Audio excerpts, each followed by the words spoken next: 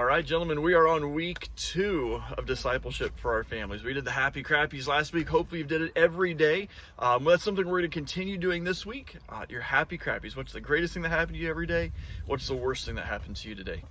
And then once this week, I would like you to sit down and read a Bible story with your kids. I don't care if they're teenagers. They will love for you to read to them. Get your wife on board with this. Make sure she's okay. Make sure it's a good night for everybody. I know sometimes in my family, I have the world's best wife, an amazing, godly woman. And every time I tried to do family devotions, she fought me tooth and nail. I don't know what it was. Just something came out of her. She had to argue and fight with everything I did whenever the Bible came out. So partner with your wife. Find a good night. Let her know what you're going to do. And then I want you to read a Bible story to your kids. It can be anything. It can be one of the stories in the Old Testament. It could be the creation account. It could be, Jesus when he's confronting the Pharisees in some point, or, some story that way. It could be the story of Noah and the flood. I don't care what it is.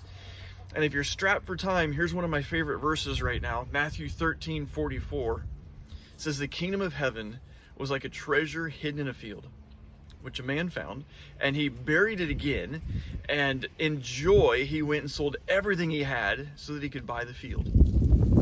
Now there's a great discussion you can have with your kids there.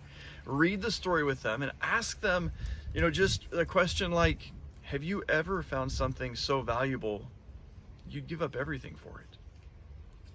When people confront me, "Oh, you're a Christian, you must think you're better than everybody else." I said, "No, let's read Matthew 13:44. You see this? This is why I'm a Christian, because I found a treasure that was worth more than anything else I could have ever found. And I'm willing to give up everything for that. And I want you to experience that treasure as well." Matthew 13:44. I love the verse. You do whatever you want, but sometime this week, I want you to read a story with your kids. If you talk about it, great. Have one question, whatever it is, just read a story this week, and we'll come back next week with some more questions.